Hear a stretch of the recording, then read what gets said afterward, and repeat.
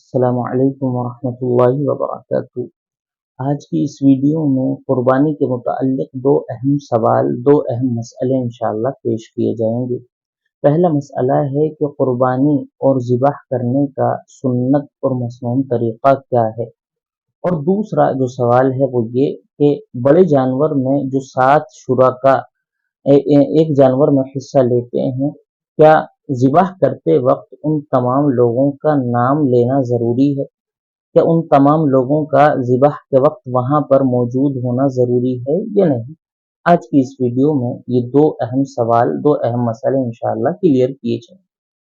देखिए, ज़िबाह करने का मसनून तरीक़ा ये है कि आपके हाथ में जो छुरी और औज़ार है वो बहुत ज़्यादा तेज़ धार का होना चाहिए, खूब जो है नुकीला और खूब तेज़ धार का होना चाहिए, क्योंकि अगर आप हल्की धार वाले छुरी से या औज़ार से जानवर को ज़िबाह करते हैं तो जानवर को ज़्यादा तकलीफ होने वाली है। क्यों? क्योंकि आप उसको उसकी गर्दन पर चलाते रहेंगे और वो छुरी अपना सही काम नहीं करेगी, कम धार होने की वजह से, और जानवर वहीं पर उसी तरह लेटा हुआ तड़पता रहेगा, उसका दम खुश्क होता रहेगा कि अब मेरी जान जो है निकलने वाली है।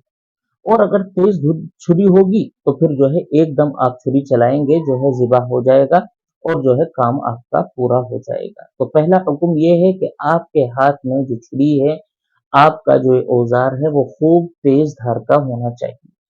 फिर दूसरी बात यह है कि जानवर को सीधी करवट पर लिटाया जाए या उल्टी करवट पर लिटाया जाए। तो शरीयत ने आसानी को मद्देनजर रखते हुए ये हुक्म दिया है कि आप अपने जानवर को ज़िबाह करने के लिए जब लिटाएं तो उसको जो है उल्टी करवट पर लिटाएं। उसको उल्टी करवट पर इस एतबार से, इस लिहाज से, इस अंदाज में लिटाएं कि उसका चेहरा जो है क़िबले की तरफ हो जाए और पैर भी क़िबले की तरफ हो जाएं।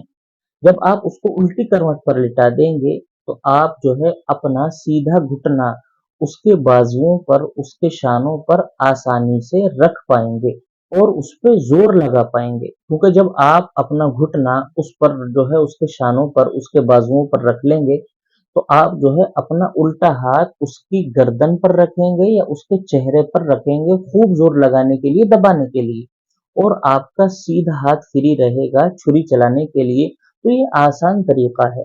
इस तरीके को अल्लाह ताला ने सामने रखते हुए ये हुक्म दिया है कि आप अपने जानवर को उल्टी करवट पर लिटाएं और किबला रुख करके लिटाएं और अपने सीधे घुटने को उसके घुटनों पर, उसके शानों पर रखें और अपने उल्टे हाथ को उसके चेहरे पर या उसकी गर्दन पर दबाने के लिए रखें और अपने सीधे हाथ से बिस्मिल्लाह अल्लाहु अकबर कहते हुए छुरी उसकी गर्दन पर चलाएं और ऐसी जगह चलाएं जहां से खून आसानी से और जल्द से जल्द निकल सके। तो वो जगह कौन सी है? शरीयत ने बतलाया है कि जानवर की जो है गर्दन में 4 रगें हुआ करती हैं, 2 खून की, 1 खाने की और 1 सांस की, ये 4 रगें हुआ करती हैं।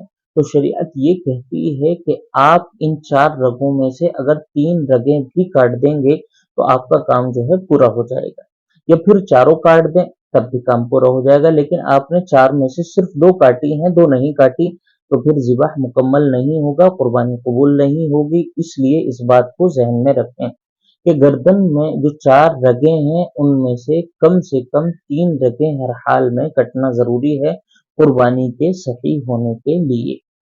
तो ये तो है कुर्बानी करने का सही और मसनून तरीका। दूसरा सवाल जो ये है कि क्या कुर्बानी के वक्त इन 7 के 7 लोगों का वहाँ पर मौजूद होना ज़रूरी है? क्या इन लोगों का नाम लेना ज़रूरी है? तो याद रखें, ना ही तो इन लोगों का वहाँ पर मौजूद होना ज़रूरी है और ना ही इन लोगों का नाम लेना ज़रूरी है, बल्कि जो भी शख्स गर्दन पर छुरी चला रहा है वो जो है अपने दिल में नियत करे कि हम अल्लाह ताला की बारगाह में जानवर की कुर्बानी पेश कर रहे हैं, अल्लाह ताला के हुक्म को पूरा करने के लिए।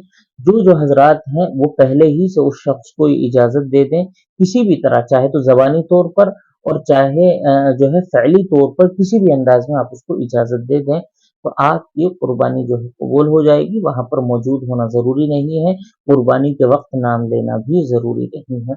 تو یہ دو اہم سوال تھے جن کا جواب ہر قربانی کرنے والے کے لیے جاننا ضروری ہے۔ السلام علیکم ورحمۃ اللہ وبرکاتہ۔